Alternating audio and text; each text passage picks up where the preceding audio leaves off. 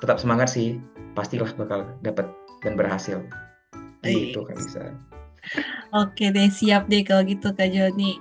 Nah, Kak Joni aku mau tahu dong. Jadi kan sebenarnya berarti kan program MMSI ini kan adalah program Mm-mm. apa ya, kayak fast route lah bagi para mahasiswa untuk dapetin gelar S2 dengan cepat.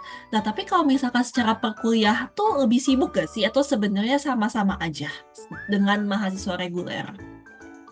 Oke, bagus banget pertanyaannya. Kalau menurut aku sih agak berbeda ya kali saya. Kenapa?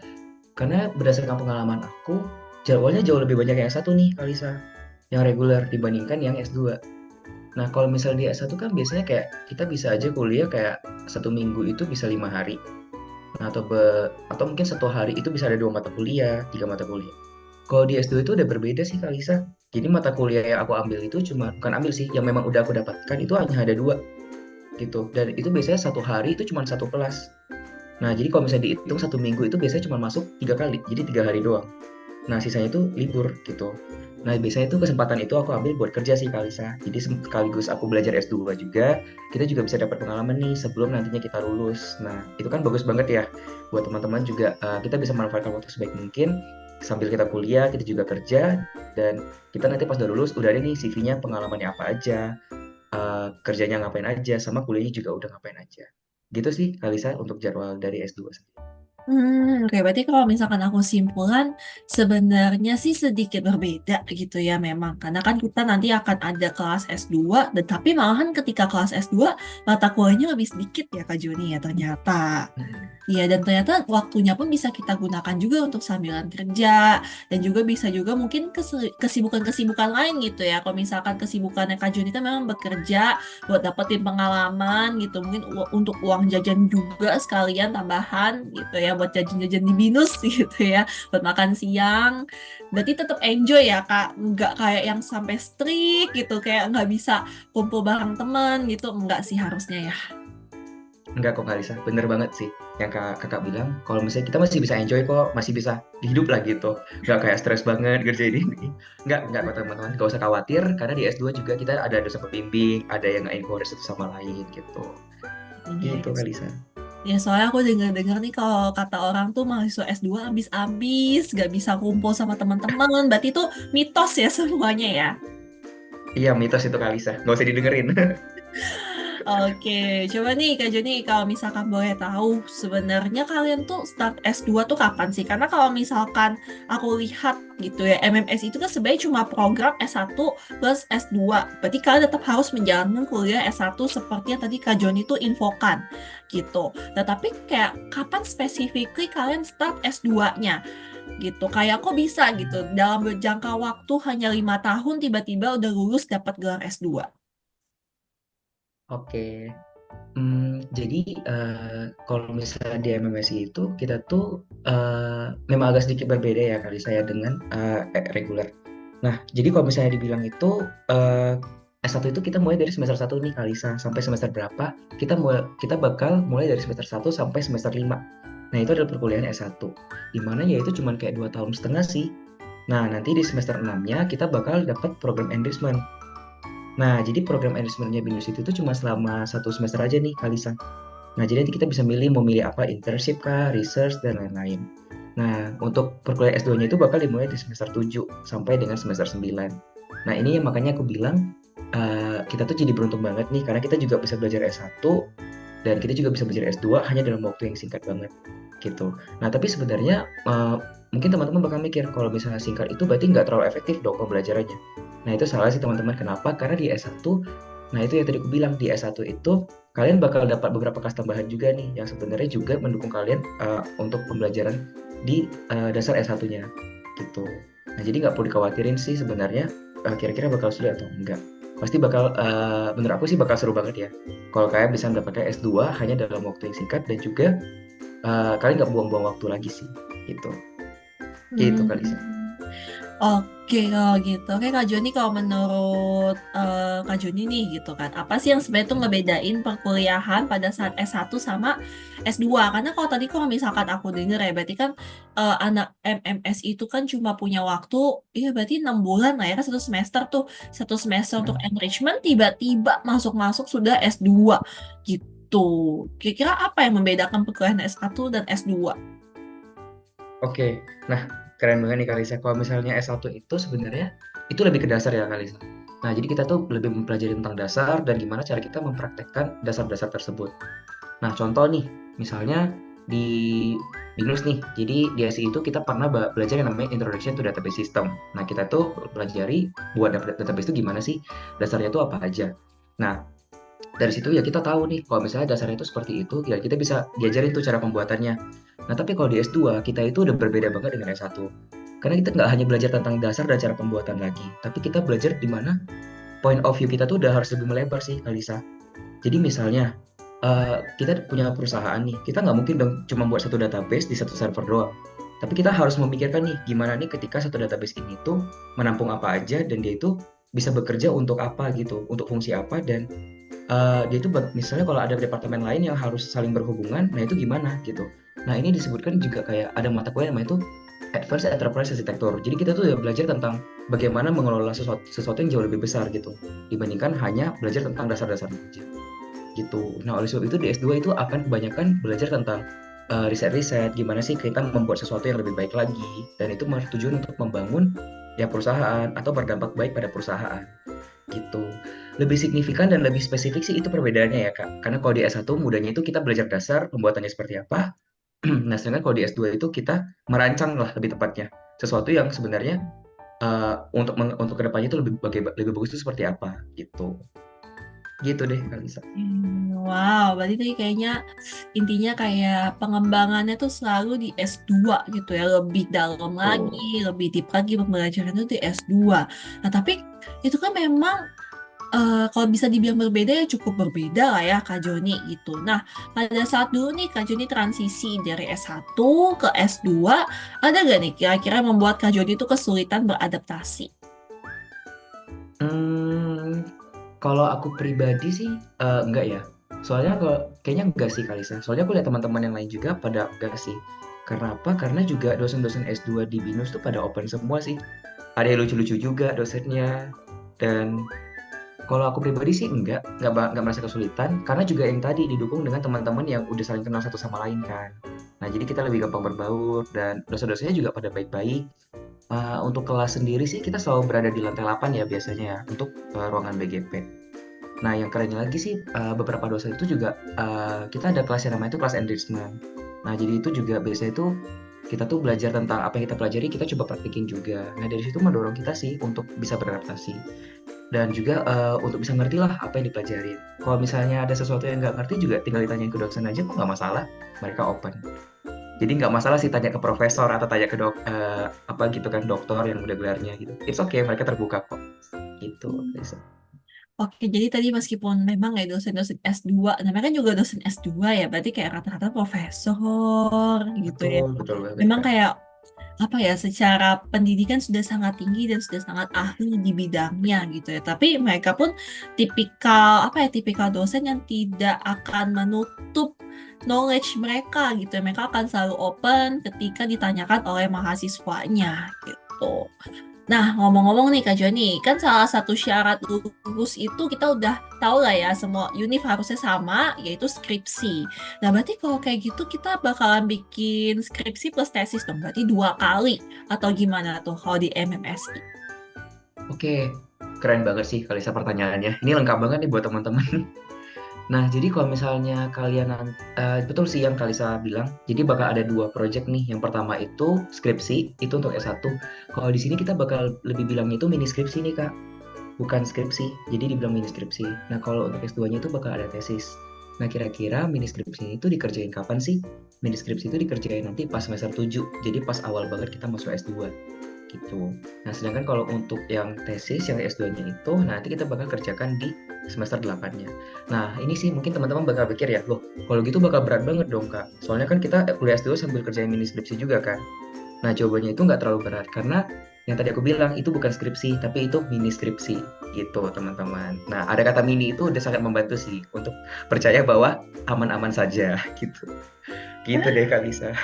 Oke, berarti saya nggak perlu ditakutin ya kalau misalkan bikin ya tetap harus bikin karena kan memang syarat kelulusan gitu kan. Tapi segala sesuatu ya pasti nanti akan lewat juga pada akhirnya kayak gitu. gitu. betul banget Kalisa. Oke, coba nih Kak Juni aku mau nanya dong, kalau misalkan dengar Hmm, dari penjelasan Kakak tadi, tentunya kan pasti ada nih gitu ya perbedaan-perbedaan antara reguler dan juga mahasiswa master track seperti Kak Joni ini. Nah, ada gak nih Kak Joni pengalaman atau mungkin cerita-cerita menarik nih yang pernah dialami selama menjalani program MMSI? oke. Ya jawabannya sih pasti ada dong ya. Ada banget malahan. Jadi kalau misalnya selama di master track sih aku pribadi itu eh, selalu mencoba untuk jadi orang yang ambis ya sebenarnya. Nah tapi sebenarnya sih kalau misalnya nggak ambis juga sih nggak apa-apa ya. Soalnya kan teman-teman yang lain itu juga pada suportif.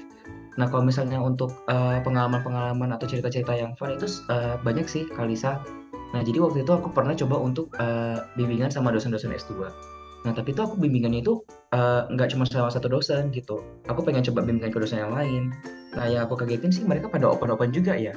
Dan bahkan mereka bilang, ya nggak apa-apa kalau misalnya kamu bimbingan sama yang lain juga nggak masalah. Nah, kalau misalnya mau bimbing sama saya nggak masalah. Jadi kayak yang menurut aku tuh kayak meskipun kita udah sama dosen pembimbingnya ini tuh dia tuh nggak tertutup gitu loh kalau misalnya aku pengen mencari ke dosen pembimbing yang lain gitu. Jadi lebih bekerja sama aja sih. Kayaknya para dosen-dosen pembimbing juga bekerja sama sih untuk mendorong mahasiswanya supaya lulus semua ya gitu. Nah, Oke. sama cerita-cerita lainnya juga sih, kalau misalnya di MMSI itu kan, karena kan kita cuma dikit ya, 25 ya. Nah, jadi kayak kita tuh jadi lebih gampang lah kalau misalnya mau keluar bareng tuh semua jadi pada lebih gampang gitu. Ya kan gak kebayang aja ya kayak, misalnya kita satu kelas tuh bisa foto bareng gitu kan, wisuda cuma 25 aja bisa kan. Kalau misalnya reguler kan kayak agak sulit ya, udah terpecah dengan circle-nya sendiri. Gitu sih kalau dari aku. Sejauh ini aku tuh fun banget sih Kak di MMSI, di yang kelas aku ya, dengan teman-teman yang lain. Gitu deh Kalisa. Oke. Tadi kan kalau misalkan aku denger-denger nih kayaknya Kak Joni tuh ceritain tentang friendship di MMSI gitu ya. Bahwa kalau misalkan event kita lulus nanti kalau foto ber-25 pun bisa gitu ya. Karena kan dikit Yoi, ya orangnya. betul banget Solid Kalisa. banget nih kedengerannya. Solid Tapi banget dong. Tapi coba deh aku penasaran nih kan kalau MMSI itu kan sebenarnya kan dipenuhi harusnya ya kalau maksudnya kayak secara stereotip gitu kan orang menganggap bahwa orang yang ambil S2 cepet-cepet berarti ambis gitu kan. Nah berarti Mm-mm. kira-kira kalau di MMSI mungkin angkatannya Kak Joni dulu kayak angkatannya Kak Joni sendiri persaingannya ketat atau enggak atau kayak misalkan mungkin ada toksik gitu coba nih boleh nggak diceritain? Hmm, Oke, kalau jawaban itu mungkin ini ya, Kalisa bakal relatif ke setiap orang ya. Nah, tapi kalau di kelas aku sendiri sih, beruntungnya tuh persaingannya sih nggak ketat-ketat banget sih sebenarnya. Maksudnya juga ya, kalau misalnya mau ambis ya ambis ambis aja, orang lain juga pada biasa-biasa aja gitu. Karena memang tujuannya kayaknya menurut aku sekarang sih bukan lagi ambis kayak yang satu bakal dapat nilai yang lebih tinggi atau apa enggak, tapi tujuannya sih bakal pengen lulus bersama aja gitu sih Kak Lisa. Karena kan gak enak ya kayak misalnya jadi kayak lebih suportif lah, lebih mendukung satu sama lain. Ada yang gagal kita dukung, ada yang belum selesai proposalnya kita dukung, kita suportif, kita kayak ya bekerja sama timur. Kan nggak enak ya kalau misalnya yang lulus cuma satu orang, sisanya nggak lulus. Kan nggak enak ya, masa lu ngerayain sendiri, yang lain belum lulus kan gitu. Nah Hmm. jadi lebih enak sih untuk ngerayain bareng-bareng sih, dan lebih suportif sih satu sama lain, supaya bisa lulus bareng-bareng lah intinya. Dan kalau misalnya tadi dibilang ada toksik atau enggak, kalau di tempat aku sih, kelas aku sih syukurnya nggak ada yang toksik-toksik sih. Nggak ada yang toksik sih satu sama lain.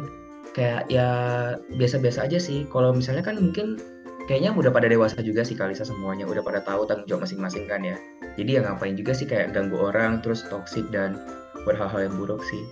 Nah kalau di kelas aku sih enggak sih. Tapi misalnya nih mungkin, aku nggak tahu ya, mungkin di kedepannya mungkin misalnya ada, itu pun in case kalau ada ya, itu pasti bakal kena sih Kak. Maksudnya dari BGP juga bakal ambil tindakan terkait hal itu. Jadi nggak perlu dikhawatirin banget kalau misalnya ada yang toksik atau apa gitu. Nggak perlu dikhawatirin. Gitu deh Kalisa.